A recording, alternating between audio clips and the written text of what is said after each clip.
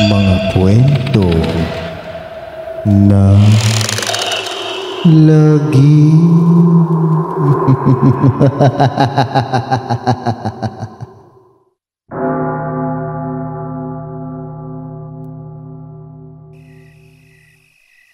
Kamusta na mga giliw naming taga-subaybay? Ang kwentong itong isasalaysay ko ay tungkol sa kwento na Bantay ng Aswang.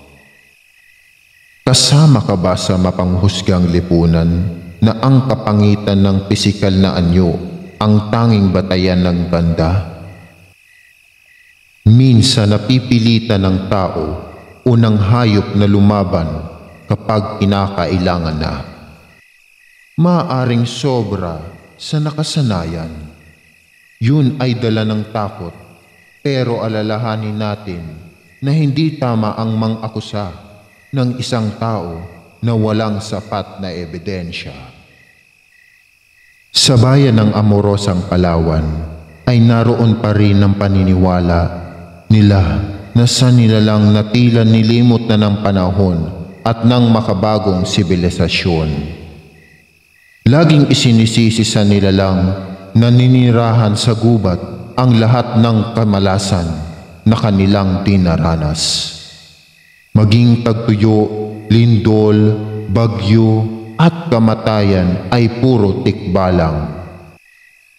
Manananggal at aswang ang pangunahing salarin kahit pa wala silang sapat na ebidensya. Isko, salubong ng isang Ginoo sa kanyang kaibigan na siyang pinagtakluban ng langit. Hindi ka ba napapagod, pare? Kailangan mo na rin magpahinga dahil baka ikaw naman ang matuluyan.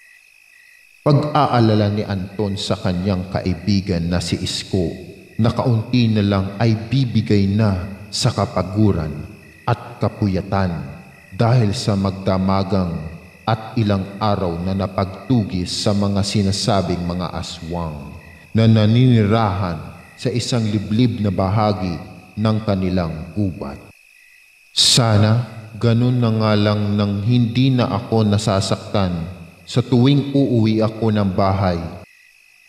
Tugon nito na nakayuko at hinahayaang pumatak ang mga luha niya. Naunawaan naman ni Anton ang kanyang galit dahil sino nga naman ang hindi magtatanim ng ganon kung ang sarili mong pamilya ay naging biktima ng isang karumal-dumal na pagpatay. Hindi ba natugis na natin ang sinasabi mong babae na pumatay sa pamilya mo? Pare, kailangan mo nang magpatuloy sa buhay dahil kahit maubos mo sila, hindi nun maibabalik ang buhay ng pamilya mo. Subok niyang pagpapanatag sa kaibigan. Hindi pare, hanggat buhay ako at hanggat nariyan sila, ipaghihiganti ko ang asawa ko at ang mga anak ko. At muli na namang sumiklab ang galit kay Isko. Napahawak siya ng mahigpit sa kanyang pasadyang itak at ang nalulumbay na damdamin ay napapalitan ng masidhing galit. "Oh, paring Isko, masaya akong makita kang buhay." "Haha!" bungad ng isa pang lalaki na hinihingal dahil sa pagtakbo. "Anong nangyari sa iyo, Kulas?" tanong ni Anton sa isa pa nilang kabaryo. "Ay, pambihira. Teka muna." Bumuga muna ng hangin si Kulas bago sabihin ng pakay nito. "Doon sa bahagi ng taniman ng gulay ay may namataan kaming isang lalaki na sa tingin ko yun yung aswang. Nung aswang na napatay ninyo ilang buwan nang nakakaraan. At ang maganda pa ron ay nasundan namin siya, kaya alam namin kung saan siya nakatira." Balita ni Kulas. Agad naman napukaw ang atensyon ni Isko at dagli ang tinugo ang nasabing tirahan ng lalaking aswang. "Anton, pakisabi sa iba na samahan ulit ako. Hindi na ako papalya sa oras na to," habilin ni Isko. at sumunod na kay Kulas patungo sa sinasabi niyang lugar. Takot, hiningang kabayo, kamatayan. Hindi na namamalayan ng isang lalaki ang mga sugat na natatamo niya mula sa pagtakbo upang makaiwas sa mga taong nanggingit-ngit sa galit. Layunin nilang mapuksa ang nasabing lalaki na di umano'y asawa ng babaeng napatay nila noon. Ah! Hiyaw niya nang makaapak siya ng isang bitag na yari sa matulis na sanga na siyang binaon sa iba't ibang bahagi ng gubat. Nasaktan at nasugatan man ay hindi niya iyon inalintana dahil ninanais niyang makalayo. Lalo pat bitbit niya ang 4 na taong gulang niyang anak. Dumidilim na at umuulan pa, hindi makandamayaw ang mga tao dahil nahihirapan silang masundan ang lalaki. Ngunit determinado si Isko na mahanap ito. Pagod na ang lalaki, bukod sa nagugutom, ay lumala na rin ang sugat niya na kanyang tinamo mula sa mga bitag na nilatag ng mga tao. Kasabay ng ulan na bumubuhos sa kanya, ay siya namang pagtulo ng kanyang mga luha. Matamaan niyang pinakatitigan ang anak. Saka tinagtad ito ng halik bago ibaba malapit sa isang malaking puno ng nara. Mahal kita, mahal na mahal ka ni Papa ni Mama. Dito ka lang ha, kukuha lang ako ng pagkain. Pagsisinungaling niya sa bata. Tumangulang ang kanyang anak bilang tugon sa kanyang ama na nagkukubli sa ulan ang kanyang mga luha. Nilukutan ng lalaki ang kanyang anak gamit ang mga malalaking dahon na nahagilap niya sa gilid. Bahagya itong lumayo para hindi mapansin ng tao kung sakaling madaanan nila ang bahaging yun. Maya-maya pa, nakita na siya ng grupo ng mga tao. Wala nang mapupuntahan ng lalaki dahil nasukol na siya at napapalibutan pa ng mga tao ang bawat bahagi ng gubat. Kaya kahit ayaw man ay nagpaubayan na lang siya sa mga taong nais kumitil sa kanya. Lalayo ka pa ha? Hampas sa kanya ng lalaki gamit ang puwetan ng shotgun. Napasalampak naman siya sa lupa. Parang awa niyo na po, wag niyo na po akong patayin, pagmamakaawa niya sa mga tao. Habang sinasapo ang ulo na dumudugo dahil sa paghampas. Naawa ka ba nung patayin niyo ang asawa at anak ko, ha? Angin ni Isko sa lalaki. Nabuwal na ang lalaki sa kinatatayuan niya dahil sa pagsakal sa kanya ni Isko. Halos mapatay niya na ito. Agad naman siyang inawat ni Anton. Tama na pare, awat ni Anton. Hindi ko po alam ang sinasabi niyo, pero ganun pa man, naging kabayaran din ang asawa ko sa krimen na pinaparatang niyo. Ginoo, maawa na po kayo sa akin, pagmamakaawa niya kay Isko. Nang bitawan siya nito, nahabag naman si Anton dahil kahit sugatan na ang lalaki, ay sige lang siya sa pagmamakaawa, mabuhay lamang siya. Maliban pa doon, ramdam din ni Anton na may kung anong dahilan kung bakit ganoon na lang ang pagnanais niyang mabuhay. Bakit kayo pumapatay ng alaga naming hayop, pati tao dinadamay niyo? Tanong ni Anton rito. Sinusumpa ko po na hindi kami ang pumapatay sa mga alaga niyo o sa kahit sinong tao. Nabubuhay po kami sa kamote, gulay at isda sa ilog.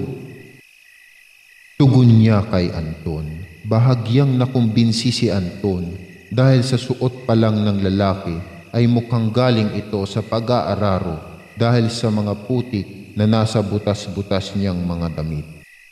Kung ganon, sino? May pamilya ka naman siguro. kaya nauunawaan mo ang galit namin, Anton. Bago sumagot ang lalaki, ay lumingon muna siya sa isa sa mga kasamahan ng mga tao na tumutugis sa kanya. Kahit ano pang sabihin mo, hindi ako maniniwala sa iyo dahil mga hayop at sinungaling kayo. Sunggab na naman nito ni Isko sa lalaki. Nagsasabi po ako ng totoo, yung pumapatay po ay si... Di na niya natapos ang sasabihin dahil binaril siya ng isang lalaki sa ulo. Huwag na kayong makinig dyan dahil sinungaling ang mga yan.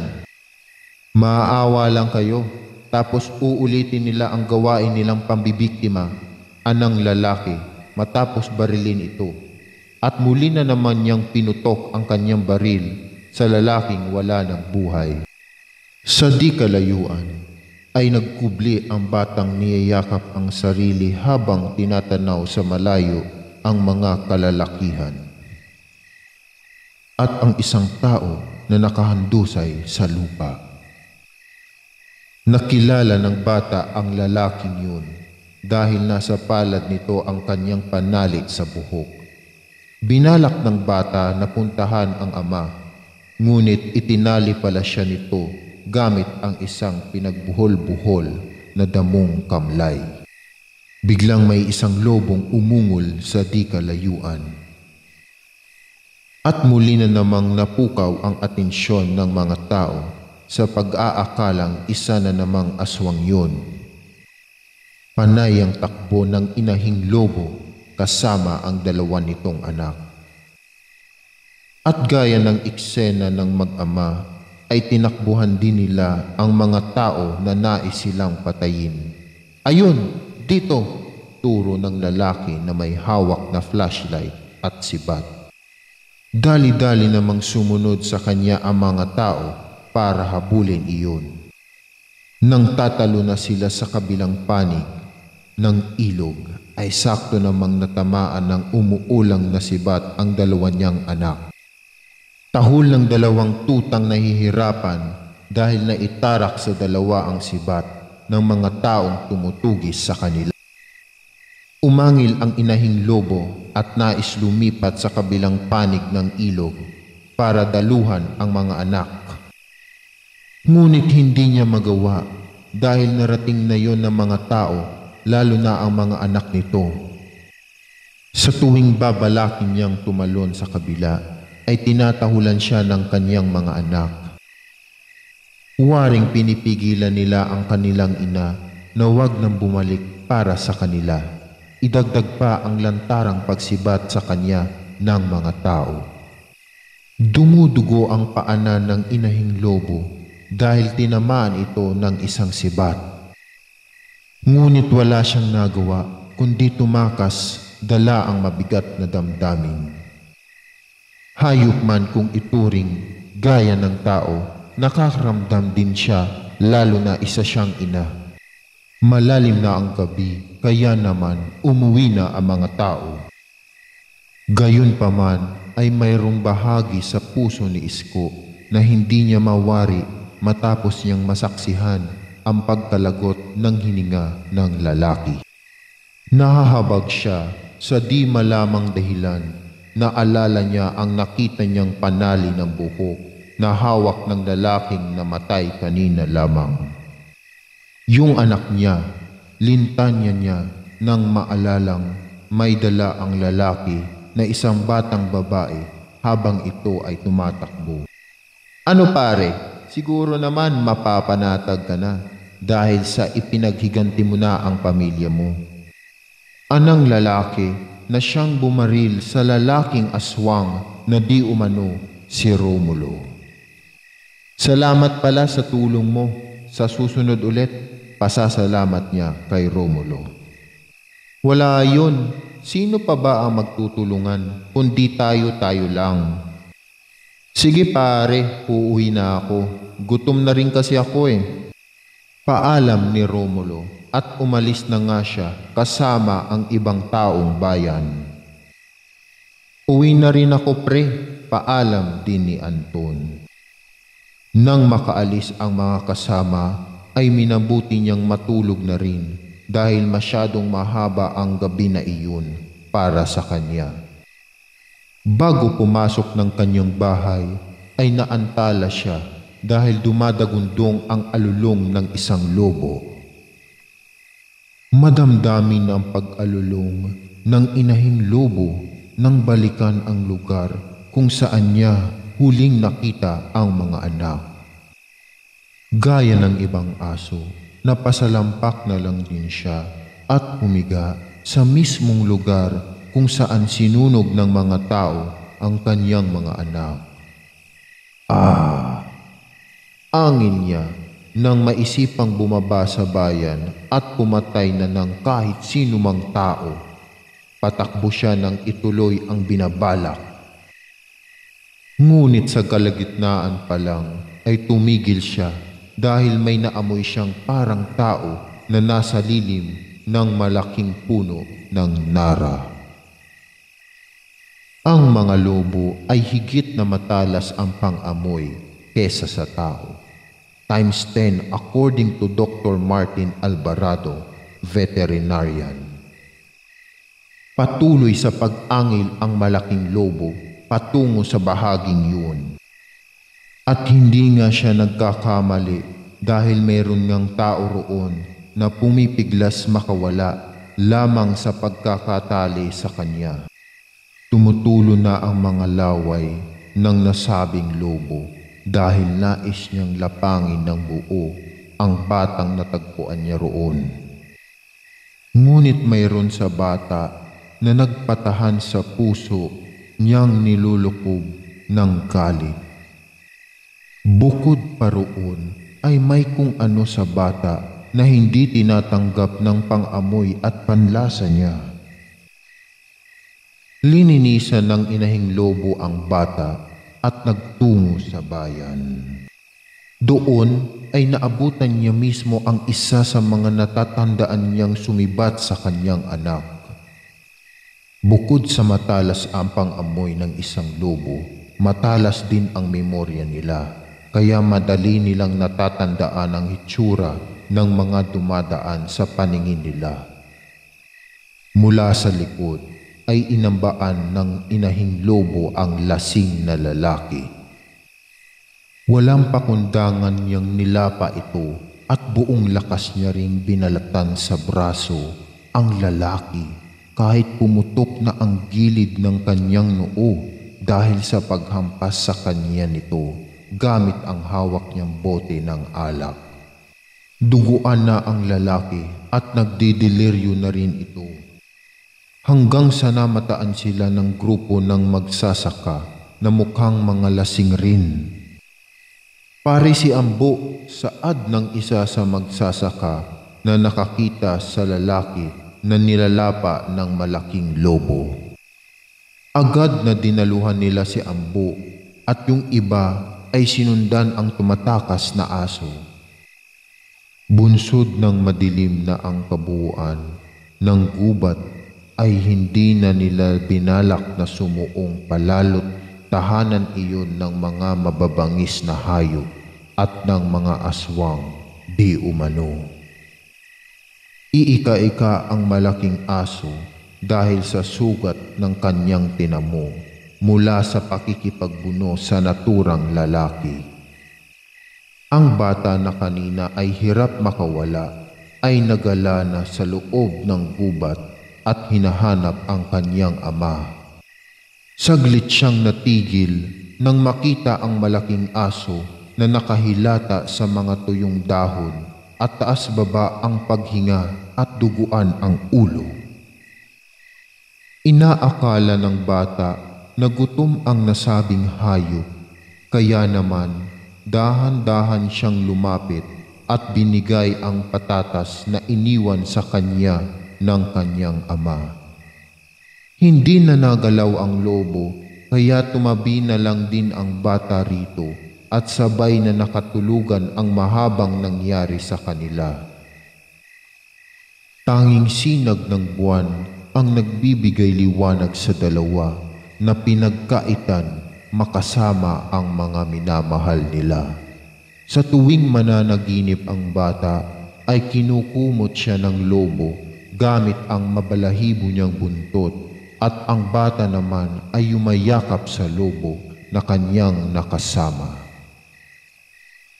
Kinabukasan, nagising ang malaking lobo na wala sa tabi niya ang bata na tumabi sa kanya sa mga oras na kailangan niya ng makakasama. Tuyo na ang dugo sa bandang noo at makikita rin ang kanyang malaking sugat. Hanggang sa naamoy niya ang bata sa kaibabaan ng gubat at mukhang tumatakbo at hindi nga siya nagkamali dahil hinahabol ng baboy ramo ang nasabing bata at mukhang napilayan pa ito. Sa sobrang takot ay napapaiyak na ang bata. Agad namang binagtas ng malaking lobo ang napagitan nila at dagli ang tumakbo patungo roon. Halos liparin na ng malaking aso ang bawat harang sa daraanan niya. Mapuntahan lamang ang batang babae. Angin ng malaking lobo sa baboy ramo. At dahil likas ng matatakutin ang mga baboy sa lobo, ay kumaripas ito ng takbo. Naiwan naman ang bata na naiiyak at nahihirapan dahil sa kanyang pilay. Muli, matapos ang saklolohan ang musmus na bata, ay iiwan na naman siya ng malaking aso. Nang papasok na ito ng gubat, ay sinundan siya ng bata. Hirap man maglakad, ay nagsikap itong tumayo at lakarin ang mahabang daanan. Imbis na sa kaloob-looban ng gubat magtungo ang lobo, ay lumiko ito ng ibang direksyon. Nauuna ang malaking aso at naiiwan naman ang bata na nagsasaklay ng sanga. Di nagtagal ay hindi na natagalan ng malaking aso ang kakuparan ng batang pilay. Kaya siya na ang nagboluntaryo na pasakayin ito sa likod niya. Ang kirot na nararamdaman ng batang musmos ay bahaging naiibsan dahil sa pagsakay sa likuran ng asong nagtatanggol sa kanya. Kanina lamang, tuwang-tuwa ang bata sa pagsakay sa likod ng inahing lobo. Patuloy sa paglalakad ang lobo, dala ang batang nakasakay sa kanyang likod. Kalaunan ay narating nila ang isang lumang bahay kubo na napapalibutan ng iba't ibang tanim na halaman at gulay. Sa di kalayuan ay natatanaw ng bata at ng lobo ang maliit na matanda na nahihirapan habulin ang mga unggoy na pinagpipiestahan ang mga paninim niya. Hindi likas na palatahol ang mga lobo, kaya imbis na tahulan ang mga unggoy, ay tumakbo na lang ito para sawayin iyon. Sa tuwa ng bata, habang nakasakay pa rin sa likod ng asong lobo, ay bigla na lang siyang nahulog. Di nagtagal ay nagpulasan din ang mga pasaway na unggoy. "Ikong, ikaw ba yan?" tanong ng matanda na bulag ang kanang mata. Nang makalapit sa kanya, ay agad na nakilala ng matanda ang asong may sugat sa ulo. "Anong nangyari sa iyo? Ba't may sugat ka?" tanong pa niya. Wala namang imik ang malaking aso, sa halip ay humiga na lang siya sa bulto ng dayami. Dagli ang nagtungo sa loob ng kanyang maliit na kubo ang matanda at naghanap ng pwedeng ipanggamot sa kaibigang nasaktan. Kumuha ng ilang dahon ng matanda sa likod ng kanyang bahay bilang pantapal sa sugat ng kaibigan. Pagbalik niya roon, ay laking gulat niya na may madungis na bata na nahiga din sa tabi ng lobo. "Bata," gulat niyang tanong rito. "Naliligaw ka ba, iha?" Subok pa niyang tanong, ngunit humahalukip-kip na lang siya sa likod ng inahing lobo na natutulog. "Diyos ko, kaninong anak to?" Baka hinahanap na ng kanyang mga magulang, pag-aalala pa niya. Nang mas lumapit pa siya, ay doon na niya nakita ang mga sugat ng bata sa kanyang kamay at tuhod.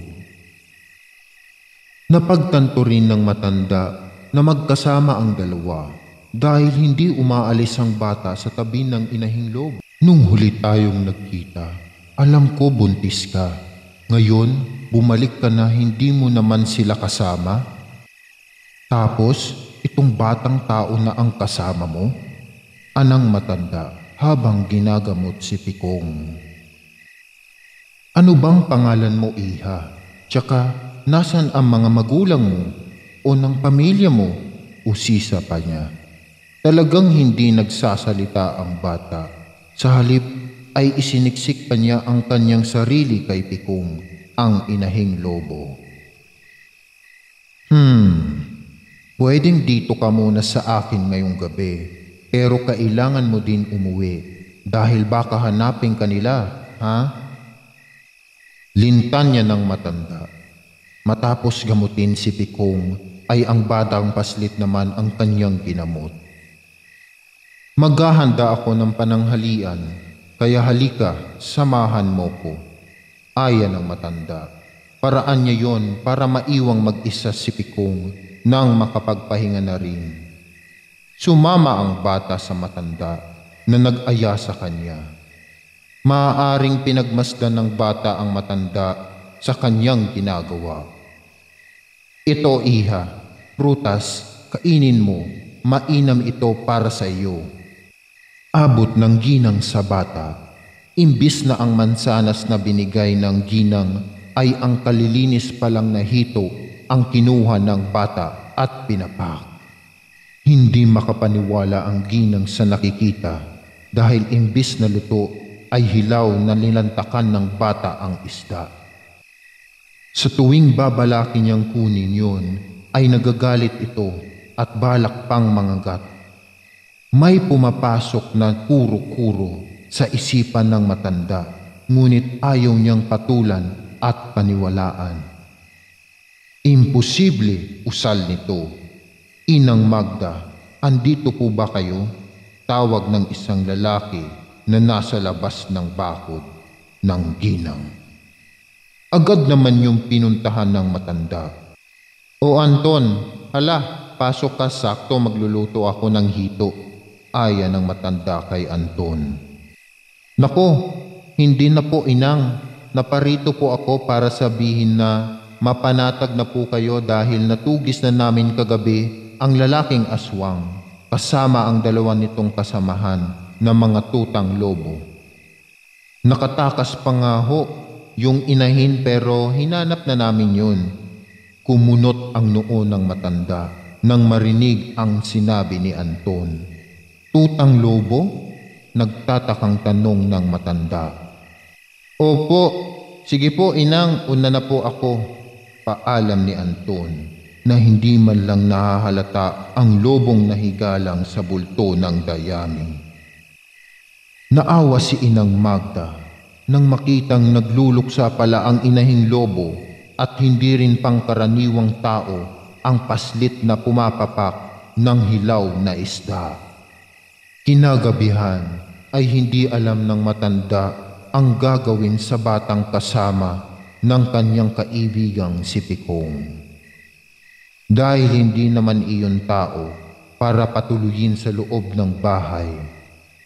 Kaya lang, hindi siya mapanatag nang hayaang matulog sa labas ang bata.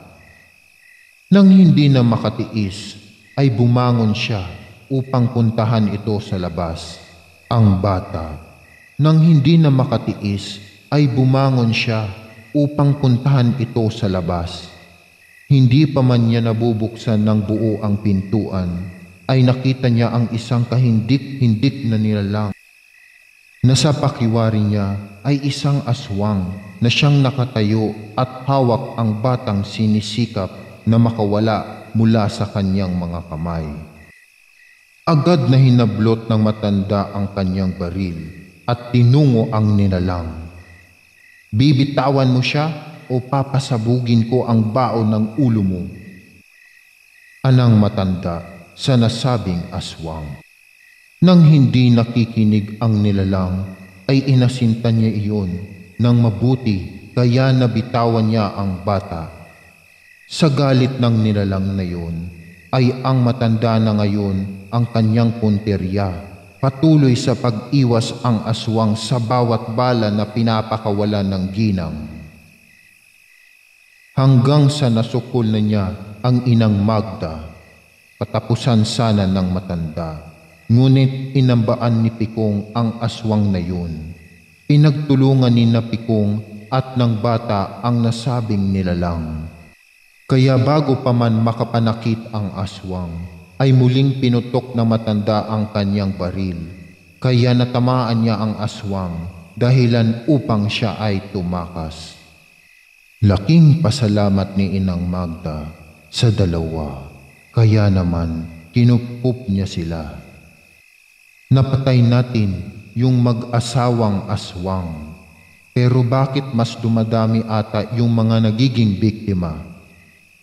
Dumadami ata yung mga aswang, reklamo ni Kulas sa kanyang mga kumpare na nakikilamay sa bagong biktima ng mga aswang. Sa lilim ng sinag ng buwan ay tugatog ng punong akasya.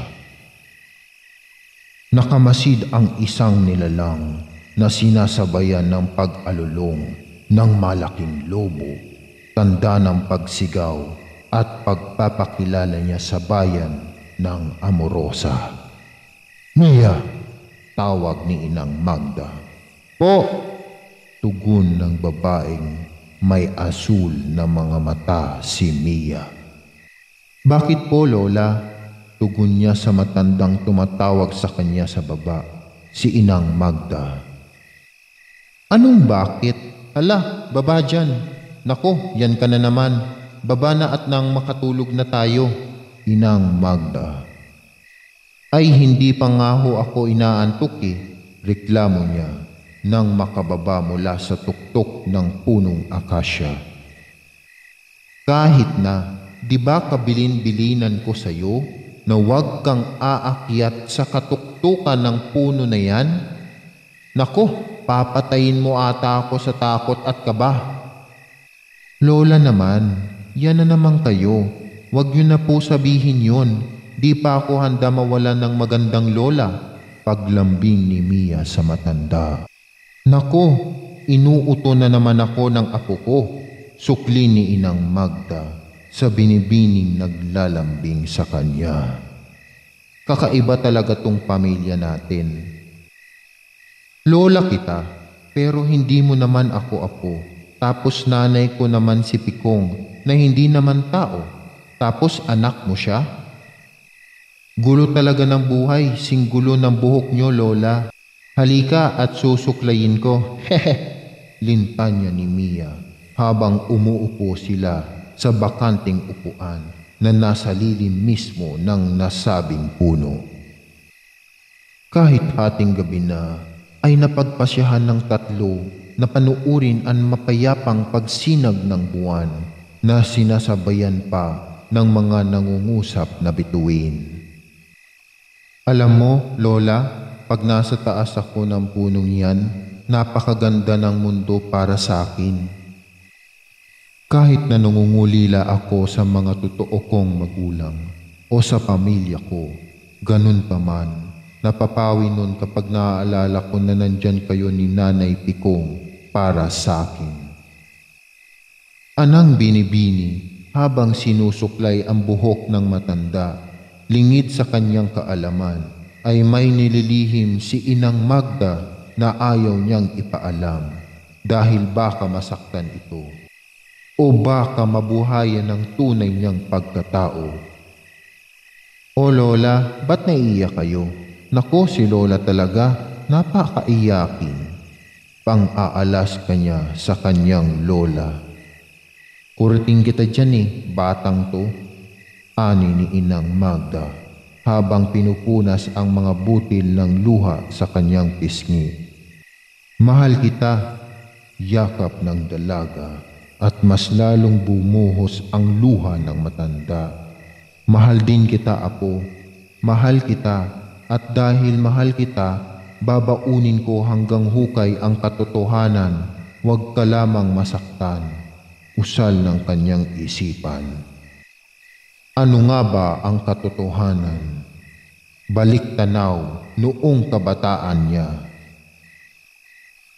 Matapos ang hindi inaasahang tagpo ng nasabing aswang sa pagitan niya at inang Magda, ay napagpasyahan ng matanda na doon muna mamalagi ang bata at si Pikong. Gayunpaman ay lagi niyang inaalala ang bata at nang mangyayari kung sakaling lamunin ng totoo nitong pagkatao. Sinikap ni Inang Magda na turuan ang batang paslit ng mga tama at wastong pag-uugali. Pati pagkain ng prutas at gulay ay kanya ring itinuro. Maging paglinis ay hindi nakalagpas sa matanda. Ganyan ang mga lola, hindi ba? Oh, yung singit naman ang ating hilurin. Nako, abay sandamukal na ang kapal ng dumi ah. Alam mo, kailangan mong matutong maglinis para naman hindi ka kapitan ng sakit, anang matanda. Tuwang-tuwa si Inang Magda sa pagpapaligo sa batang namalagi sa kanyang tahanan. Bagamat nag-iiba ang kanyang anyo, ay tinanggap niya ito ng buo. Tila nabuhay ang pusong lola niya sa batang kaharap niya. Habang hindi mo alam ang pangalan mo, ay Mia muna itatawag ko sa iyo ha. Tapos lola naman ang itatawag mo sa akin. Sige, magbanlaw ka muna doon at si Pikong naman ang papaliguan ko. Ani, Inang Magda. Ngayon lang siya nakaramdam ng tunay na kaligayahan habang pinagmamasdan ang batang paslit na nagbabanlaw sa mababaw na bahagi ng ilog at sumusubok pang manghuli ng isda. Aalagaan kita at mamahalin sa isip niya. O Pikong, halina at ika'y papaliguan ko rin. Sa una ay ayaw maligo ng malaking aso, ngunit di rin niya natakasan ang ginang na sinisikap siyang magapos. Maingat na pinaliguan ng ginang si Pikong dahil sa mga sugat nito. Nang matapos ang gawain, ay nagbalak na silang umuwi. Kaya naman, muli na naman niyang binanlawan si Mia na walang imik at tuwang-tuwa sa nahuli niyang maliit na isda. Inang Magda, narito pala kayo, bungad ni Romulo. Kasama ang ilang kalalakihan na marahil ay nangangaso sa gitna ng gubat. Kayo pala? Oo, naglaba at naligo na rin pero eto uuwi na rin kami, tugon ng matanda. Sino yung batang Inang Magda? Tanong nito habang matama ang pinagmamasdan ni Mia na abala sa pagtatampisaw sa ilog. Apo ko. Parang pamilyar sa akin at ng lobo na yan. Iba ang dating ng pananalita ng Ginoo, kaya napakunot noorin ang ginang. Ang alam ko, wala ka ng pamilya, kaya napaka-imposible na magkaapo kayo. Alam mo naman siguro ang tinutukoy ko, Inang, kaya balato nyo na lang yan sa akin. Kung ano man ang pinupunto mo, wala akong pakialam at hindi rin ako obligado na isal sila ang buhay ko at ng pamilya ko. Ngayon, umalis ka na dahil hindi ko nagugustuhan ang tono mo. Pati alaga ko, hindi ka rin nagugustuhan, pagtangi ng ginang. Sa gitna ng usapan, ay tila lutang na naglalakad si Mia patungo sa direksyon ng dalawa. Maging si Pikong ay inaalingan ang lalaking may kagaspangan ang ugali. Kung ayaw niyong ibigay sa akin ang batang yan, na alam nyo namang hindi yan tao. Yang aso na yan ang ibigay nyo sa akin. Talagang nakikipagmatigasan si Romulo na labis namang kinainisan ng ginang. Wala akong ibibigay sa iyo. Si Mia ay apo ko at alaga ko si Pikong. Kaya umalis ka na habang nagtitimpi pa ako, anang matanda, habang ginagapos ang malaking aso na nais lapangin ng buo ang lalaki. Labas gilagid ang ginagawa ng aso, nagpapalit ang kulay ng kanyang mga mata. Talagang namamayani kay Pikong ang kainin o patayin si Romulo dahil sariwa pa sa kanyang alaala ang imahe nito noong kagaspangan ng pagtugis sa kanila at ng kamatayan ng kanyang mga anak. Mia, apo, Mia, tawag ni Inang Magda sa batang lutang habang lumalapit sa grupo ni Romulo. Tinutukan naman nila ng baril si Mia habang ang matanda at si Pikong, umalis na kayo. Subukan niyong paputukan ng batang yan. Magkakamatayan tayo rito. Anang matanda na nagapos pa rin sa malaking lobo. Babalik kami, tara na. At umalis na nga sila. Naiwan naman si Mia na natatanaw at balak pang sundan ang mga yun. Pikong, uminahon ka. Pikong, pagpapakalma ni Inang Magda sa lubong nilalamon ng galit. Pikong, kailangan tayo ni Mia. At doon pa lang nabalik sa katinuan ang malaking aso at tinungo ang batang paslit na natayo lang. Agad na dinaluhan ng dalawa si Mia, ngunit wala ito sa sarili. Gaya ni Pikong, ay naghahalong asul at berde ang kanyang mga mata. Ang mas lalong nagpapabalisa sa matanda ay ang maliit na pangil na umuusil sa kanyang bibig. Mia, si Lola to.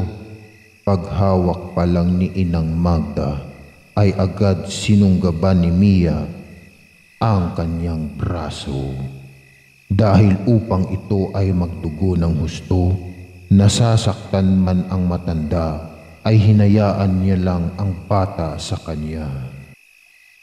Ibunton ang pagkauhaw niya sa dugo o baka mas tamang sabihin na pagkauhaw na mapatay ang lalaking nakita niya noon na bumaril sa kanyang nagmamakaawang ama. Hindi man malinaw ng buo sa bata ang kabuuan ng pangyayari, ay malinaw pa rin sa kanyang isipan ang imahe ng isang tao na siyang bumaril sa kanyang ama. Nang maibsan ang pagkauhaw niya, ay napukaw rin ang kanyang atensyon. Nang maramdamang hinahawi ng matanda ang kanyang buhok, habang hinahayaan siyang kagatin ng kanyang braso, agad na binitawan ni Mia ang kamay ng matanda at bahagyang lumayo. Nagtago siya sa likod ni Pikong. Naku! May dugo, pero wag kang mag-alala, ayos lang ako, anang matanda, habang binubugkos ang kanyang sugat. Dinidilaan ni Pikong ang mukha ni Mia dahil nagtatago ito sa kanyang likod. Inaakala ng bata na galit ang matanda kaya ito nagtago. Sa kakadila ng lobo, ay naglaho ang nag-iibang niyang mga mata, pati na rin ang dugo sa kanyang bibig. Hali kayo at nang tayo ay makapananghalian, anang matanda, nang buhatin ang batang nagkukubli sa kaibigan nitong aso. Lola, Mahinang saad ng batang paslit habang buhat-buhat siya ng matanda. Nasaktan man ay umusli sa labi ng matanda ang isang matamis na ngiti. Masyadong malaki itong damit para sa iyo, kaya mamaya mamamalengke ako para bilhan ka ng bagong damit. At dahil naglinis ka ngayon, bibilhan kita ng sorbetes at chocolate sa palengke. 350 po lahat, Inang Magda, anang tindera sa matandang masayang namimili ng damit ng bata. Wala na bang tawad yan, Iha? Naku, Nay, malaki na po yung tinawad nyo. 5 damit sa halagang 350. Lugi na po ako ron. Pero dahil nakakatawa din ako sa mga gulay nyo, ay binigyan ko po kayo ng malaking discount, sabi ng tindera. Haha, ikaw talaga. Sa makalawa ako magbabagsak ng mga kalabasa at pechay. Kaya sabihan mo nanay mo na sa akin kumuha, ha? Opo, Nay. Samahan nyo na rin po ng saging. Mabenta po ngayon yon. Oo, o siya. Doblehin mo yung pambalot nang makauwi na. Nagtingin-tingin pa ng ibang paninda si Inang Magda hanggang sa namataan niya ang 2 lalaki na nakaalitan niya kamakailan lamang. Buisit na yun, makakatikim siya sa akin mamaya, reklamo ng isang lalaki sa kasama niya. Hayaan mo na yun, ang pagtutuunan natin ng pansin ay yung asong lobo at ng batang aswang na nasa pangangalaga ni Inang Magda. Kikita tayo ng malaki doon pag binenta natin sa karnabal yung aso, tapos ibibigay natin kay amo yung bata. Saad ng lalaki na kilalang kilala ng matanda. Anong aso? Tsaka sinong batang aswang? Tanong ng kasama ni Romulo. Nauntog na ba yung ulo mo at hindi matandaan yun? Ha? Teka. Tanda ko na yung bata na kasama nung lalaking aswang na binaril mo. Tsaka yung inahing lobo, tama? Natumbok mo, kawawang lalaki. Siya ang napagbintangan, pati asawa niya napatay rin. Nuknukan rin kasi ng katangahan si Isko. Abay, tugisin ba naman ang maling nilalang? Pero di bale, isusunod na rin natin siya. Paano pag nalaman ng mga tao na hindi yung mag-asawa ang totoong pumatay? Malaman man nila o hindi, wala na akong pakiron. Tsaka bago pa man mangyari yun, ubus na sila. Tara na nga! Umalis sina Romulo at ang kasama niya, naiwan ng nahahabag at nagagalit ang ginang sa kanyang mga narinig. Nang makauwi ang ginang, ay walang mapaglagyan ang kanyang lungkot nang malamang napatay ng kapwa-tao niya ang mga magulang ni Mia sa kasalanang hindi nila nagawa. Sana pag dumating ang araw na malaman niya ang tunay na sinapit ng kanyang mga magulang, ay pairalin niya ang pagtitimpi at pagmamahal sa kanyang puso. Sana hindi siya maging halimaw, nakakatakutan ng lahat na siyang hahantong sa kanyang kamatayan. Hindi pa nga siya handa para harapin ang mundong to na puno na ng kasamaan at may mapanghusgang lipunan. Bulong ng kanyang isipan habang pinagmamasdan sina Tikong at Mia na parehong nilalantakan ang pagkain na dala ng matanda. Sige, kain pa, ngiti niya kay Mia nang alukin siya. Simula nun ay tinago na ng matanda sa kanyang sarili ang kanyang nalalaman.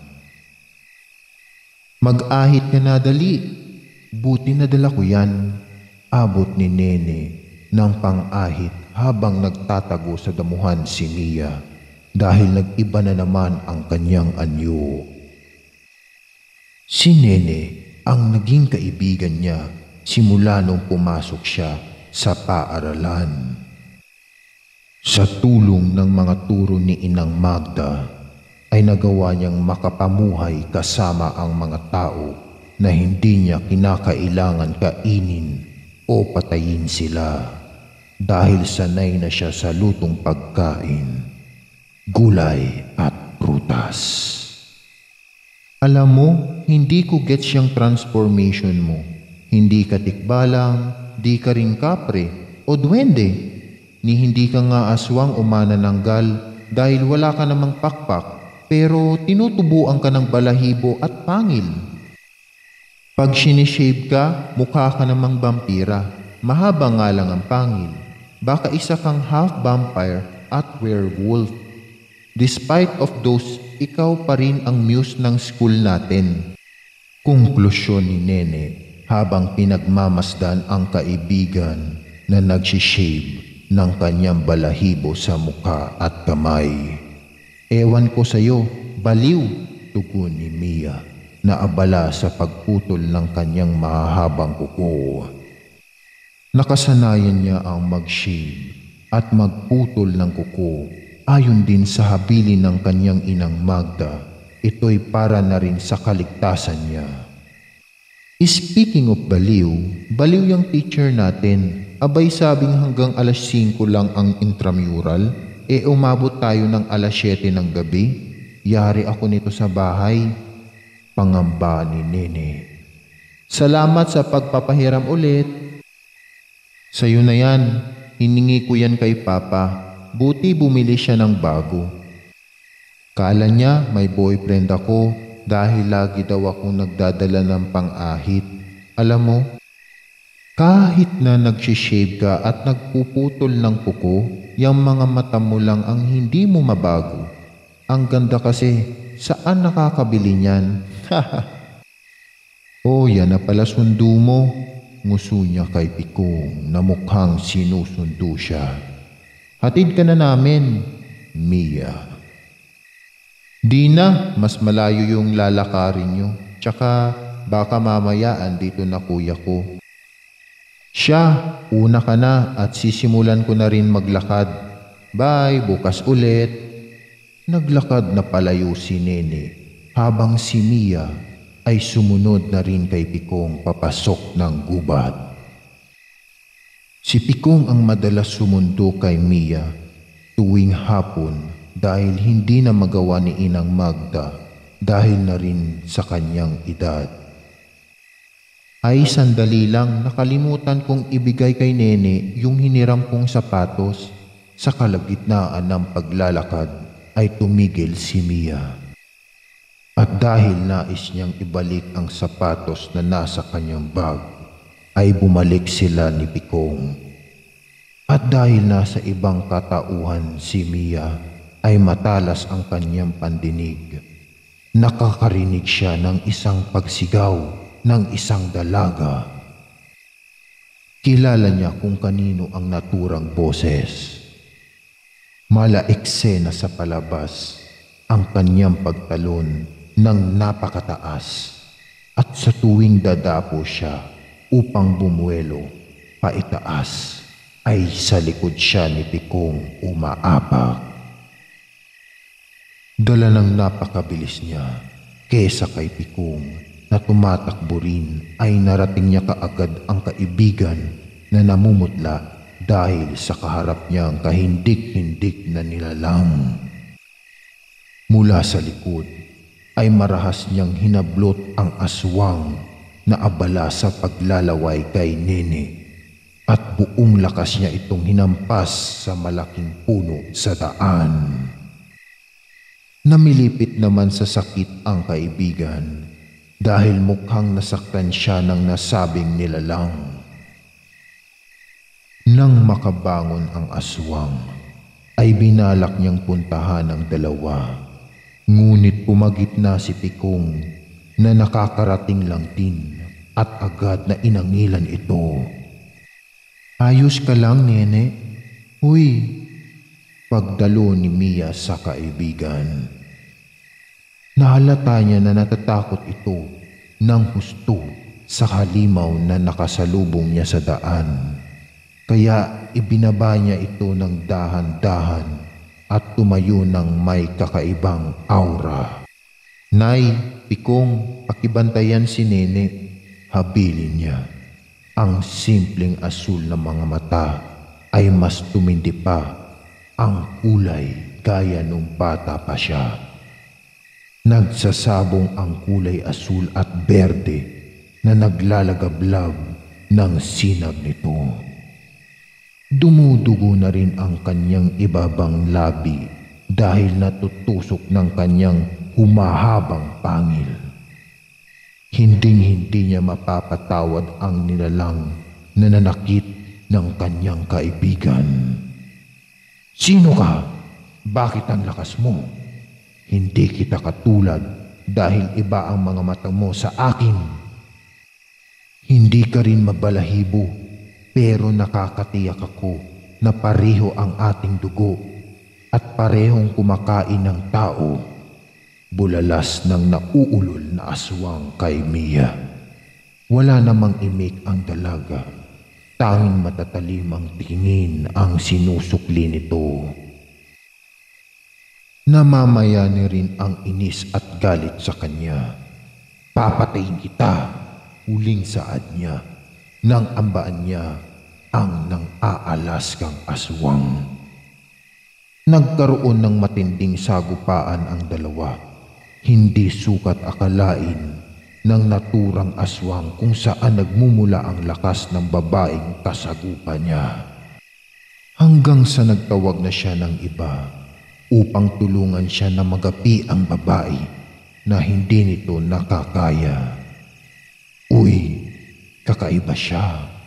Pero di bale, hindi yan tatagal sa kamay ko. Bulalas ng kakarating pa lang na isa pang aswang.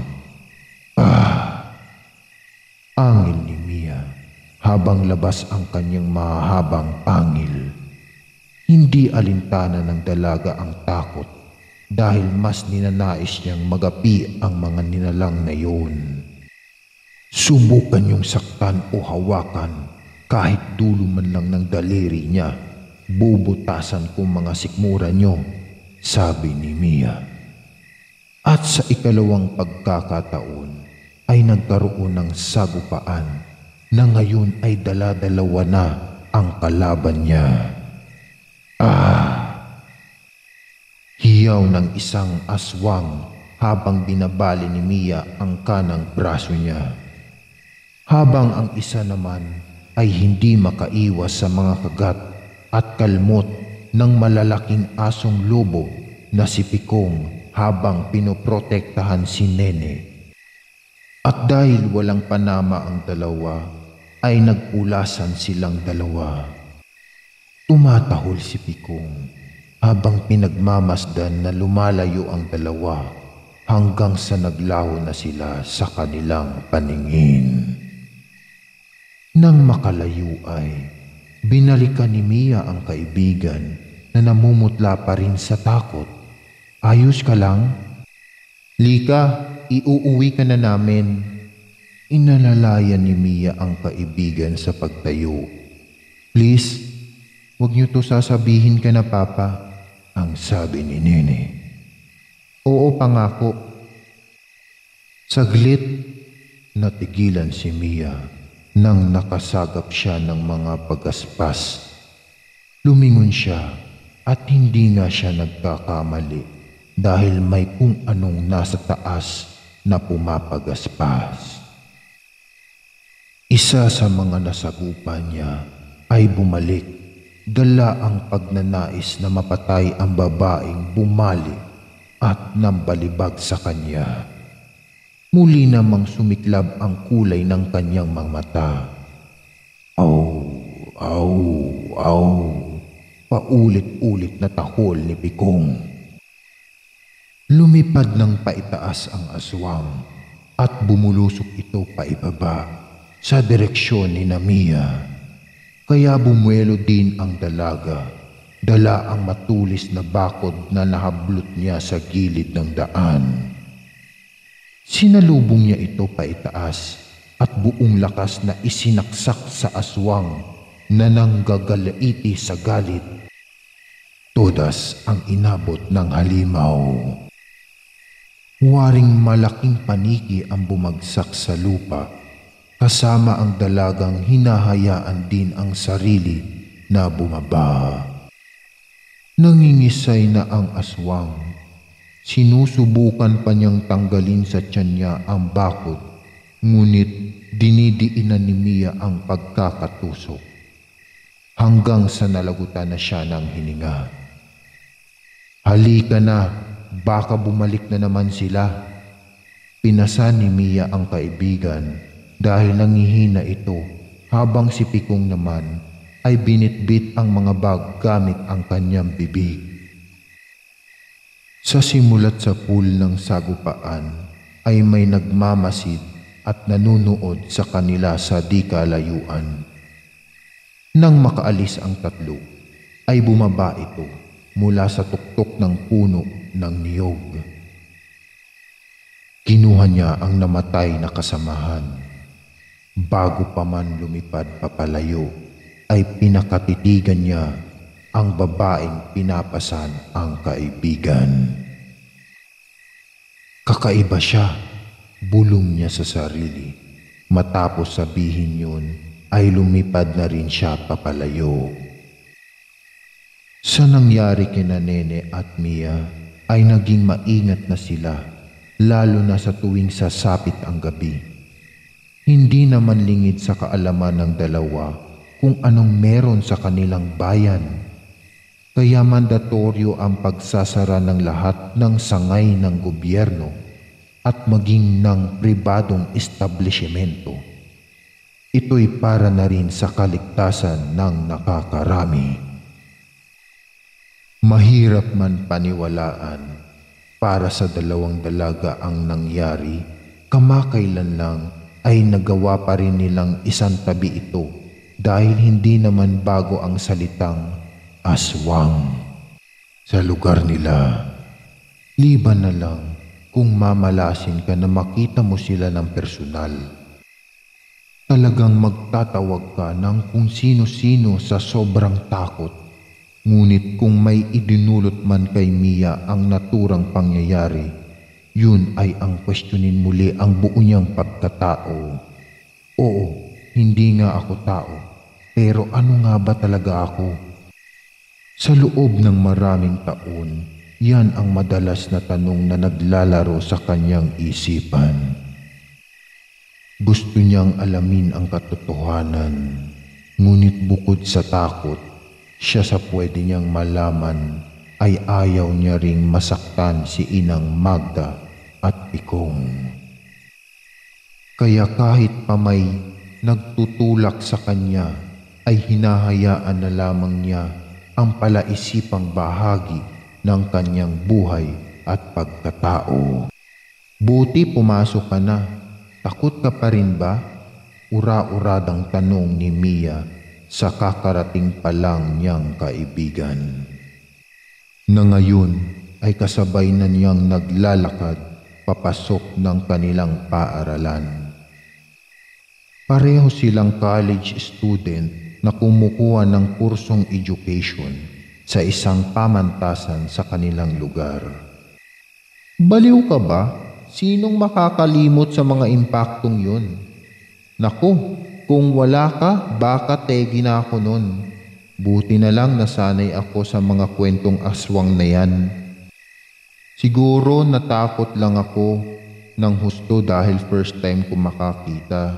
Kay papangit pala, tugon ni Nene nang maisipan nilang maupo sa waiting shed dahil wala silang first period sa umaga. Ang kwentong ito ay tungkol sa Bantay ng Aswang Part 4. Pero ang astig mo dun lalo na yung mga part na tumatalong ka ng napakataas. Feeling ko ikaw si Wonder Woman. Next time, ilipad mo ako Dagdag biro niya sa kaibigan. Wonder Woman na may pangil, dun ka nga, ang laki-laki ng upuan, dikit ka pa ng dikit sa akin, kaya napagkakaamalan akong tomboy dahil sa'yo. Pataboy ni Mia habang binubuksan ang kanyang bag. Kung ikaw ba naman na magiging tomboy, ayos lang sa akin na maging girlfriend mo. Biro pa ni Nene na may kasama pang kindat. Tumigil ka nga, nakakadiri ang pumapasok sa utak mo. Mag-review ka na nga lang. Pabara niya kay Nene. May pagkabugnutin po si Mia. Wala namang exam or quizzes, kaya ayos lang, tsaka kahit i-review ko lahat, wala pa rin pumapasok sa utak ko. At ayos lang din kasi pinapakopya mo naman ako eh. Kampanting saad ni Nene. Ngunit hindi na siya pinapansin ni Mia at inabala na lang ang sarili sa pagbabasa ng kanilang aralin. Maiba ako. Curious lang kasi ako. Anong klaseng nilalang ka ba? I mean, ano bang lahi mo? Pati readers ng kwentong to, tinatanong kung anong klaseng nilalang ka. Tanong pa niya sa kaibigan. Ngunit di pa rin siya umaani ng pansin kay Mia. Uy, ever since nung bata pa tayo hanggang ngayon, di mo pa sinasabi sa akin kung anong klaseng nilalang ka. Tuloy, iniisip ko na member ka ng X-Man. Pangungulit pa niya hanggang sa nakuha na niya ang atensyon ng kaibigan. Seriously? X-Men? Of all X-Men pa talaga? Biro lang naman. Ano ba talaga kasi? Kanina ka pa. Ang kulit-kulit mo. Alam mo ba yun? Alam mo naman na tinatapos ko tong basahin para sa report ko next week para di ko na iisipin bukas kasi magtatabas at aanihin ko pa yung mga pananim naming ube at iba pang mga gulay. Ngayon, kung gusto mong malaman ang tungkol sa akin, sa author mo itanong dahil hindi ko rin alam. Mia. Uy, chicks! Bungad ng nagsisiga-sigang estudyante kina Nene at Mia kasama ang mga kaibigan niya. Hi, girls! Bati pa ng iba, ngunit walang imik si Mia. Napatuloy lang sa pagtitake note sa kanyang binabasa habang iniirapan naman sila ni Nene. Ang hot mga pare, gusto ko yan. Yan mga ganyang tipo ng ganda ang gusto ko mga pre. Alam mo miss, ang hot para sa amin, ang mga nagpapakipot at padedmang babae. Katulad nyo, lalo na ikaw miss. Halos pabulong na saad ng kanilang leader kay Mia. Dahil sa ginagawa ng lalaki ay nagpantig ang taenga ng dalaga kaya tumigil muna siya sa pagsusulat. Paktay! Sa isip ni Nene nang mapansing naiinis na ang kaibigan. Ano to? Mula sa mesa ay hinablot ng lalaki ang librong inaaral ni Mia. Kaya buong pagtitimpi ang ginagawa ng dalaga habang hinahawakan naman siya ni Nene sa braso para pakalmahin. Ang boring talaga ng babaeng nagbabasa ng libro. Pero di bale, ang ganda't sexy mo naman kaya ayos lang sa akin. Dugdung pa ng gagong lumulunok ng bentilador. Akin na yan! Payak na turan ni Mia na nagpipigil ng sarili. Eto ba? Wala na tong pakinabang. Be my girlfriend at ibibigay ko lahat ng gusto mo. Hindi mo na kailangan mag-aral pa. Ano? At pinagpupunit ng loko-loko ang libro. Tuwang-tuwa naman ang mga alipores niya. 2,400 yung babayaran mo, sabat ni Nene habang nakaabang sa gagawin ng kaibigan dahil baka may gawin si Mia na pagsisisihan niya. Paano kung hindi ko bayaran? May magagawa kayo? Umalis ka na habang pinipigilan ko pa ang sarili ko. Mautoridad na utos ni Mia. Imbis na sumunod ang lalaki, ay mas nilapit pa niya ang kanyang mukha sa dalaga at balak pang halikan si Mia. Nagpipigil ka na halikan ako? Di mo na kailangan magpigil. You can kiss me if you want. Kiss mo na yan! Kiss mo na yan! Kiss mo na yan! Wow! Ang bubuyo ng mga kaibigan niya. Kaya naglakas loob ang gago na ilapit ng husto ang kanyang labi kay Mia. Sandang pa lang ang layo ng kanilang mukha hanggang sa hindi na kinaya ni Mia ang lalaki, kaya kinwelyuhan niya ito. Laking gulat ng mga kasama ng lalaki dahil nagawang iangat ni Mia ang leader nila na walang kahirap-hirap. Gayong di hamak na mas malaki at mas matangkad ang kanilang kaibigan. Pasimpleng inihagis ni Mia ang nasabing lalaki sa isang bakanting upuan, dahilan upang masaktan ito ng husto dahil gawa ang nasabing upuan sa konkretong semento. Kanina pa ako diring-diri sa'yo. Nilalapit mo pa yung mabaho mong bunganga. Wala akong balak makipagrelasyon sa kahit sino at kung gagawin ko man yun, sisiguraduhin kong hindi sa katulad mo na bukod sa palamunin ng magulang, wala nang ang laman ng utak ay saksakan pa ng yabang. Ani ng dalaga habang lumalapit sa lalaking namimilipit sa sakit ng likod. Ano bang tinatayo-tayo nyo dyan, mga gago? Bulyaw niya sa mga kasamahan niya. Agad namang tumalima ang kanyang mga kaibigan sa pagpapahiwatig nito at sinugod ang dalaga na inihahanda ang kamao. Normal na tao ang mga estudyante na sumusubok na masapak ang dalagang walang ginagawa kundi tabigin ang mga ulo nila, ni hindi pinagpapawisan sa kakasapak sa kanila, kaya bagsak silang lahat. Mga tanga! Bulyaw na naman niya. Nang makitang bumagsak lahat ng mga kasamahan niya, binalak niyang tumayo, ngunit inapakan siya ni Mia sa tiyan. Ano ba? Protesta ng lalaki na pilit tinatanggal sa tiyan niya ang paa ng dalaga. Rinti lang ang pagkakaapak ni Mia sa bandang tiyan ng lalaki. Makinig ka! Marahas niyang hinablot ang lalaki gamit ang kanyang kwelyo at inilapit sa kanyang mukha. Sa susunod na aabalahin mo pa ako, hindi lang ito ang aabutin niyo. Pumili ka ng kukurso na dahan dahil hindi ako isang tipikal na babae. Bago tanggalin ni Mia ang kanyang paa, ay sinampal niya ito ng napakalakas, dahilan upang mamula ang pisngi niya.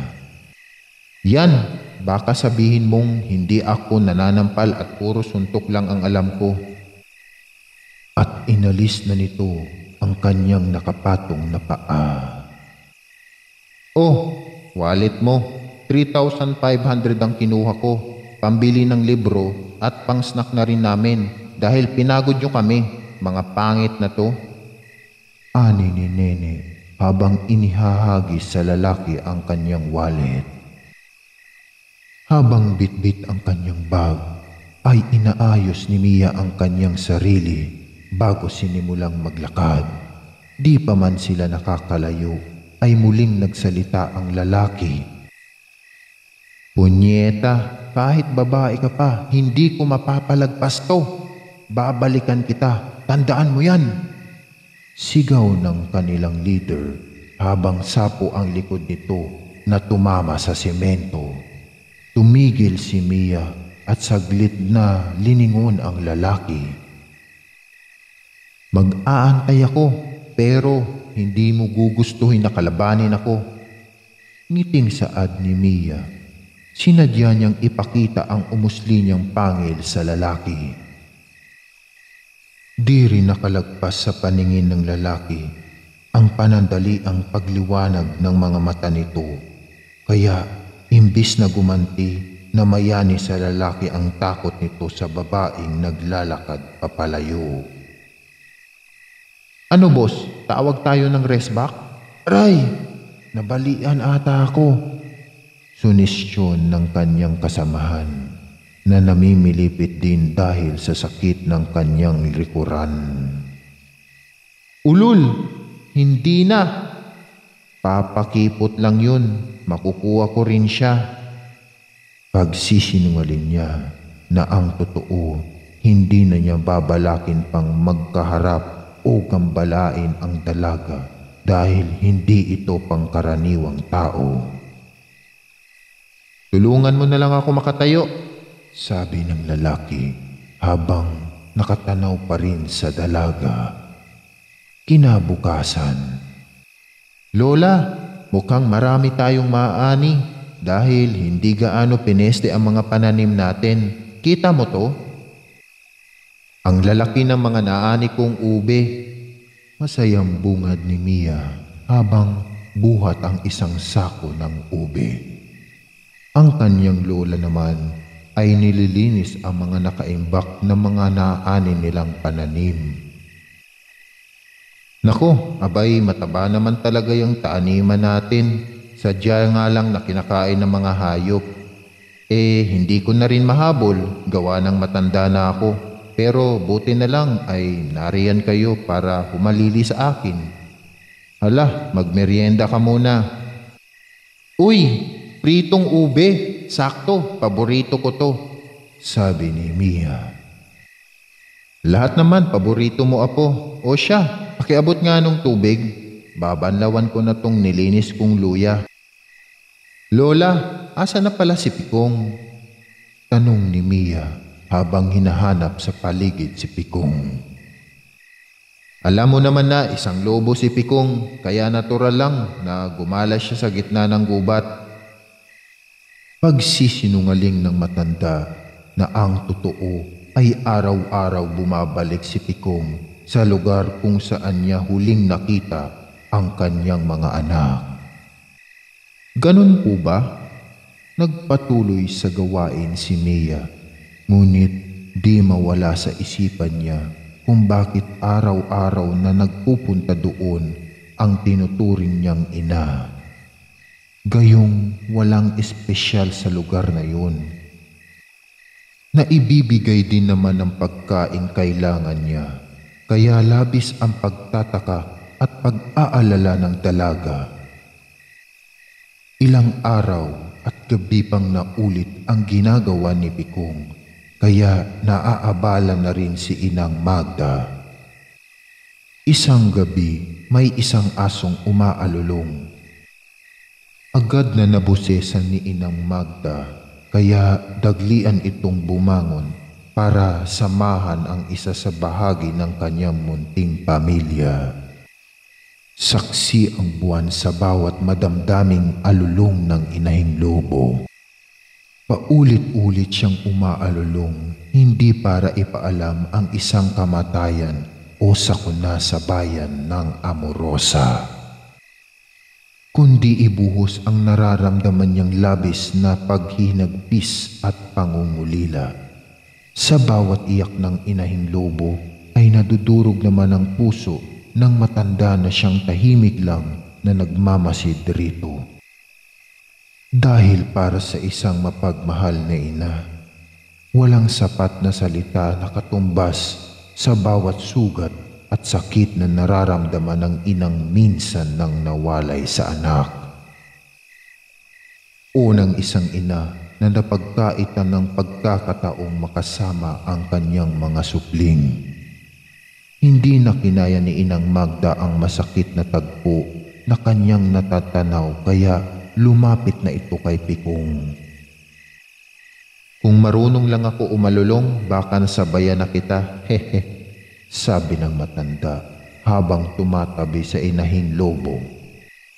Pareho silang umupo sa damuhan at matamaang pinagmamasdan ang nagliliwanag na mga bituin. Ipinatong ng inahing lobo ang kanyang ulo sa kandungan ng matanda at hinayaan itong haplusin ang kanyang ulo. Naawa si Inang Magda kay Pikong dahil kahit isa itong hayop ay may damdamin din. Alam din ng matanda ang sakit kapag nawalan ka ng isang minamahal. Minsan, sapat na ang yakap para maibsan ang kirot ng nararamdaman ng isang taong nasasaktan o ng isang hayop na walang kakayahang ipaalam ang nararamdaman. Walang salita ng namamagitan, tanging katahimikan ang namamayani sa paligid habang mapayapang nakatanaw si Inang Magda at Pikong sa langit. Lingid sa kaalaman ng dalawa ay nakatanaw din sa kanila si Mia na hindi kinakaya ang nakikita sa kaibigan na itinuturing niyang ikalawang magulang kahit isa pa itong hayop. Nang hindi na makatiis ang dalaga, ay pasimple itong pumuslit at nagtungo sa puso ng gubat, kung saan madalas magtungo si Pikong. Sapat na ang liwanag ng buwan, kaya naaninag ni Mia ang paligid, lalo na ang ilog. Alam ko dito ang lugar na yun, mahinang saad ni Mia habang nililibot ng tingin ang paligid. Sa kakasuri at kakalakad ng dalaga ay may kung anong naapakan siya. Kaya yumuko ito at tinignan niya ng husto. Marahil ito ang dahilan. Malungkot niyang saad nang makita ang isang kalansay. Kalansay na pag-aari ng isang maliit na aso na sa pakiwari niya ay anak ni Pikong. Matagal na roon ang kalansay na natabunan ng lupa at mga graba. Pasensya na kung minsan hindi ko nahalata na nasasaktan ka pala, kaya pala madalas ka magpunta rito. Dagdag pa niya. Hinubad ng dalaga ang suot niyang jacket at doon nilagay ang kalansay na natagpuan niya. Dahil balak niyang ilibing ito malapit sa kanilang bahay, habang binubungkal niya ang lupa, ay siya namang tumutulo ang kanyang mga luha. Mas bumuhos pa ito nang mapansing dalawa pala ang kalansay na naroon. Hindi na mapagilan ni Mia ang humikbi dahil kahit papaano ramdam na niya ang sakit at bighati ni Pikong. Natigil sa paghihikbi si Mia nang makarinig siya ng mga taong paparating. At hindi nga siya nagkakamali dahil may dalawang lalaki na mukhang mangangaso ang pumunta sa gubat. Daglian niyang binalot ang mga kalansay at tumalon ito pa itaas. Dumapo siya sa pinakamalapit na puno.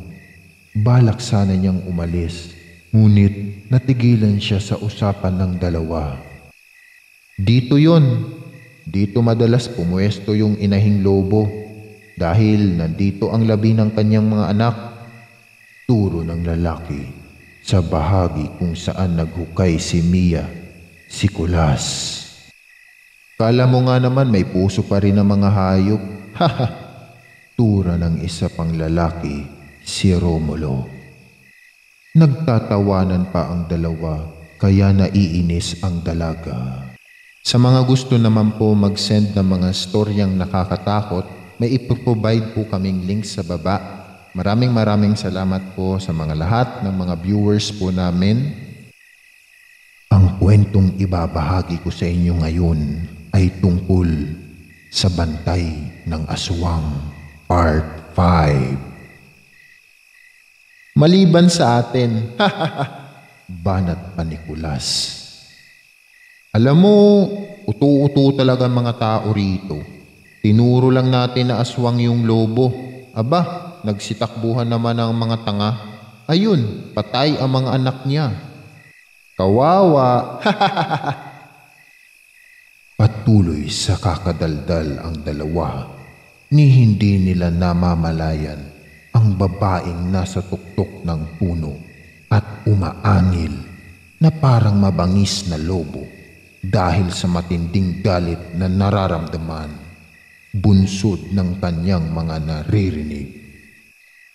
Pero nasasayangan ako, paring Kulas.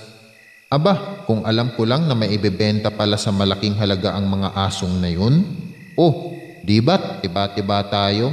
Sayang nga lang kasi napatay natin. Ani ni Romulo. Biglang nakaramdam ng mabigat na atmosfera ang dalawa. Bakit tumitindig ang balahibo ko? Hala, baka may aswang sa paligid. Tara na nga, uwi na tayo. Tugon naman ni Kulas habang niyayakap ang sarili. Baka may bagyo. Tara na nga, baka abutan tayo ng ulan dito. Ayaw ko pa naman magkasakit. At naglakad na pabalik ang dalawa. Bit-bit ang kanilang mga baril at flashlight. Kung hindi natin makukuha dito yung inahing lobo, kukunin natin siya ng sapilitan kay Inang Magda. Kahit pa kailangan ko siyang patayin, gagawin ko. Tutal, matanda na yun, ang sabi ni Romulo. Paano yung apo niya? Kuno? Alalahanin mo, hindi yun tao. Kontra ni Kulas. Ay, bahala na. Si boss na ang bahala doon. Lika na, sobrang mahangin. Masarap magkape pagka ganito, ang sabi ni Romulo. Tila umaayon ang kalikasan sa nararamdaman ng dalaga sa dalawang taong pumatay sa mga anak ni Pikong. Idagdag pa na may mga nalalaman silang tunay na pagkatao ni Mia. Habang naglalakad ang dalawa ay yakap ang mga sarili, ay bigla silang nakarinig ng isang malakas na pagbagsak sa harapan nila. Kaya natigilan sila sa paglalakad, hindi hayop o sanga, unang kahit ano, kung hindi isang babae na printi ang tayo at umaangil ng husto. Sa tindi ng kanyang galit ay nagpasalin-salin ang kulay ng kanyang mga mata. Mula sa asul ay naging berde hanggang sa naging pula naman. Ngayon ay nagsasabong na ang asul at berde, hindi gaya ng dati, sintingkad ng buwan ang liwanag rito, kaya bahagyang napapaatras ang dalawa sa takot. At gaya ng unang usli ng kanyang pangil ay nagdudugo na naman ang kanyang ibabang labi dahil sa pagkakatusok. Sino ka? Tanong ni Romulo habang pareho sila ni Kulas na nakatutok ang kanilang mga baril kay Mia. Nang hindi sumagot ang dalaga ay ipinutok ni Romulo ang kanyang baril, ngunit mas mabilis pa siya sa bala ng baril. Kaya bago pa makaaksyon si Kulas ay nasikmuraan at nabalibag na siya ni Mia. Kaya agad niyang tinungo si Romulo. Sobrang bilis ng pangyayari dahil hawak na ni Mia sa leeg si Romulo. Patuloy sa pagpupumiglas ang lalaki, ngunit yamado si Mia sa lakas at liksi. Higit na malakas ito dahil na rin sa kanyang galit na nararamdaman. Hinding-hindi ko kayo mapapatawad. Halos hindi bumubuka ang bibig ng dalaga nang sabihin ang katagang yun. Bumubuhos ang luha niya dahil sa tindi ng kanyang galit. Dumudugo na rin ang leeg ni Romulo dahil natutusok siya ng mahabang kuko ng dalaga. Papatayin ko kayo! Papatayin ko kayo! Lalo ka na! Papatayin kita! Hayop ka! Mas hinihigpitan pa ni Mia ang pagkakasakal kay Romulo.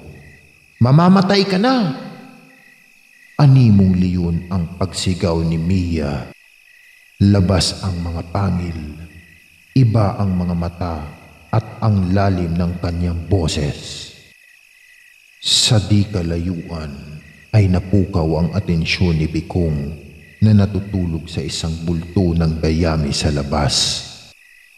Hindi naman iyon narinig ng matanda dahil mahina na rin ang kanyang pandinig. Idagdag pa ang paglipad ng mga paniki at ibon dahil sa malakas nitong pagsigaw. Malalagutan na sana ng hininga si Romulo, ngunit mula sa likod ay binaril ni Kulas si Mia kaya nabitawan niya ito. Ilang ulit pang umalingasaw ang mga putok kaya hindi na nag-atubili si Pikong at dali ang tumakbo pa ibaba sa lugar kung saan niya narinig ang sigaw ng isang pamilyar na babae. Habang nauubo si Romulo dahil sa pagkakasakal sa kanya, ay napahandusay naman sa mga tuyong dahon si Mia. Makailang ulit pa siyang binaril ng dalawa. Pipikit sana siya, ngunit nanumbalik sa kanya ang isang eksena ng ala-ala kung saan nakita niya ang bibihirang luha sa mga mata ni Pikong, pati ang mga araw na magkasama sila bago sila nagpasyang manatili sa tahanan ni Inang Magda. Muling nabuhay ang dugong halimaw niya nang mapansing hinahalungkat ni Kulas ang damit kung saan nakabalot ang kalansay ng mga anak ni Pikong. Kaya kahit dumudugo ang ilang bahagi ng katawan niya, ay buong lakas siyang tumayo at buong lakas rin niyang itinarak ang mahahaba niyang kuko sa katawan ni Kulas. Butas ang kanyang tiyan. Hinugot ni Mia ang kanyang kanang kamay, dala nito ang bitukan ni Kulas. Walang bakas ng tao ang mababanag sa katauhan nito. Tanging halimaw lang na uhaw sa laman ang naiwan. Isusubo sana niya ang laman ni Kulas nang tumahol ng tumahol, paulit-ulit na tahol ni Pikong kay Mia. Hanggang sa kinakailangan na niyang ambaan ang dalaga dahil sa balak nitong pagkain kay Kulas.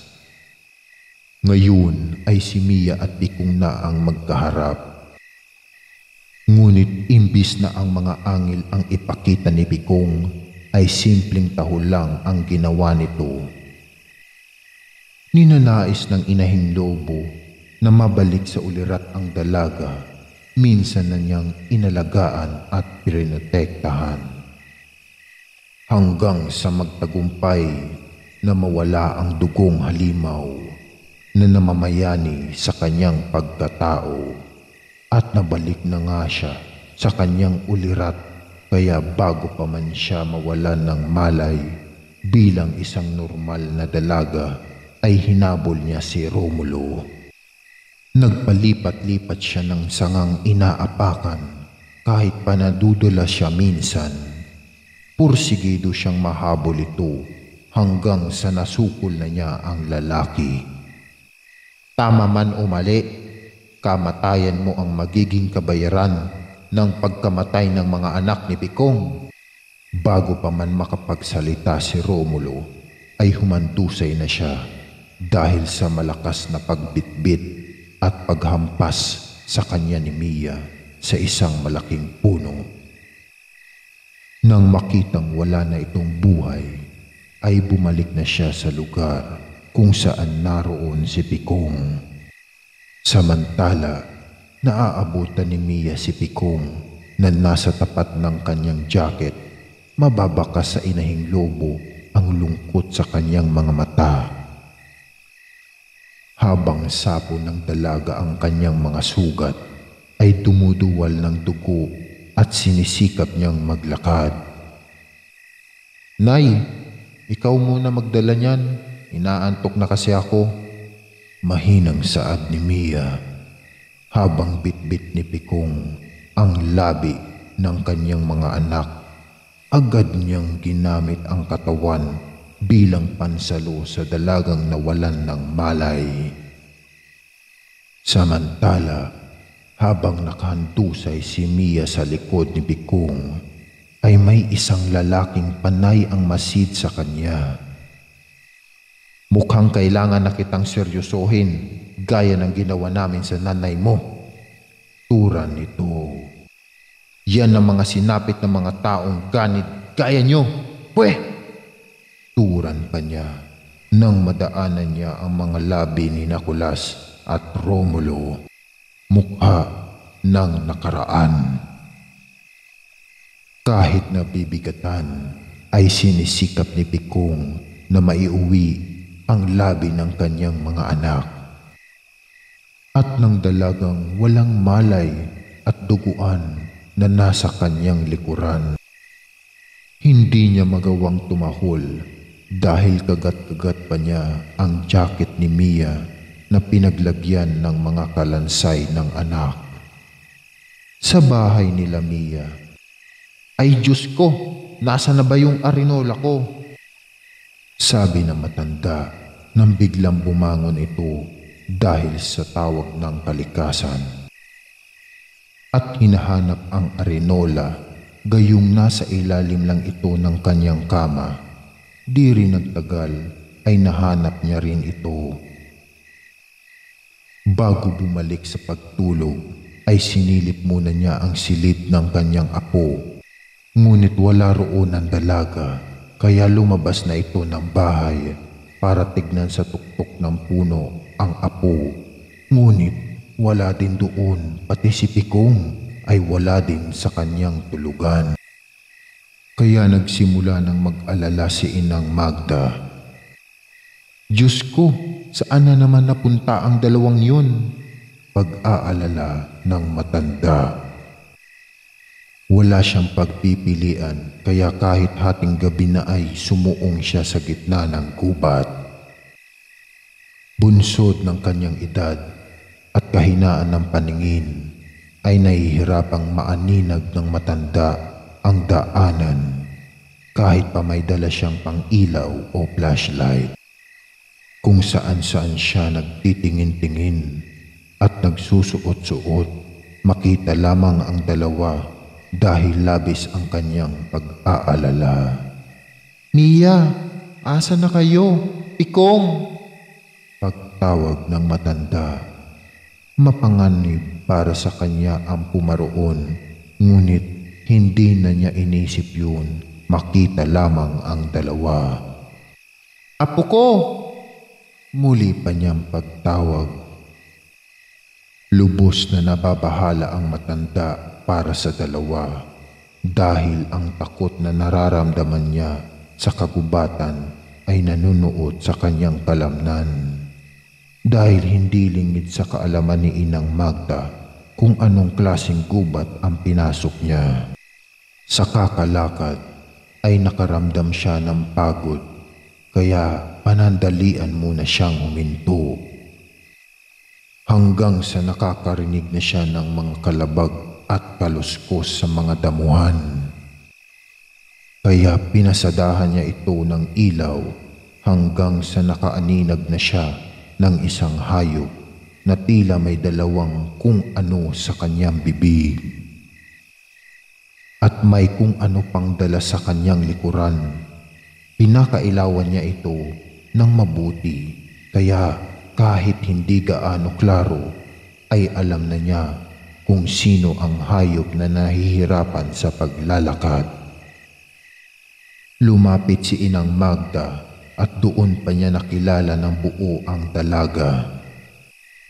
"Mia, Diyos ko po, apo, apo!" Bulalas ng matanda habang dinadaluhan ang dalagang naliligo sa sariling dugo. "Mia, apo, gumising ka, Diyos ko po!" Pag-aalala pa rin ng matanda. Dahil hindi gaano nakakalayo ang matanda sa bahay nito, ay agad niyang binuhat ang kanyang apo. Walang imposible sa taong labis na nag-aalala kahit panananakit ang kanyang likod at kasukasuan. Nang maiuwi ay agarang kumuha ng pantapal si Inang Magda. Nang gagamutin na niya ang natamong sugat ng apo ay natigilan siya dahil unti-unting naghihilom ang kanyang mga sugat. Isang himala para sa matanda ang kanyang nakikita. Tila may buhay ang mga bala dahil nagkukusa nang silang lumabas mula sa sugat ng dalaga. Gayunpaman ay pinupunasan pa rin niya ito dahil na rin sa lupang nadikit sa kanya. Si Pikong naman ay inilapag sa isang bangko ang dala nito at agad na tumabi kay Mia. Habang tumatagal, mas lumalabas ang tunay niyang pagkatao. Diyos ko, gabayan niyo po siya. Usal ng kanyang isipan. Nakatulugan ng matanda ang pagbabantay kay Mia, pati na rin si Pikong ay hindi iniiwan ang dalaga. Habang malalim ang kanyang tulog, ay may isang eksena ang nakikita ni Mia sa kanyang panaginip, na kung saan naroon ang masasayang tagpo kung saan kasama pa niya ang kanyang mga magulang na naninirahan sa isang barong-barong. Nakalaunan ay nagiging bangungot dahil sumasagi rito ang mga imahe ng ina, kung saan tinutugis ng mga hindi kilalang kalalakihan. Hanggang sa napabangon siya dahil sa huling tagpo na kanyang nakita. Ang imahe ng isang Ginoo na humandusay sa lupa matapos barilin sa ulo. Apo, turan ng matanda nang maalimpungatan siya sa pagbangon ng apo. Tahol ni Pikong. Ayos ka lang, apo? May masakit ba sa'yo? Halika, magpadoktor tayo. Aya ng kanyang lola. May alam po ba kayo, Lola, sa pagkamatay ng magulang ko? Yun lang ang naitugon ng dalaga. Wala, apo, dahil dumating ka sa akin na ang kasama mo ay si Pikong. Magpahinga ka muna, apo, at ipagluluto kita ng agahan. Tugon ng Inang Magda at nagmamadaling pumunta sa kusina. Gusto pa sanang mangusisa ng dalaga, ngunit napansin niya na ayaw pang ipaalam ng matanda ang nalalaman, kaya dating gawi. Hindi na siya nagtanong pa. Pikong! Baling niya kay Pikong na nakaupo sa tabi niya. Pinagdikit nila ang kanilang ulo, tanda ng pagsimpatya ni Mia kay Pikong. Naantig naman ang matanda sa kanyang nakikitang tagpo.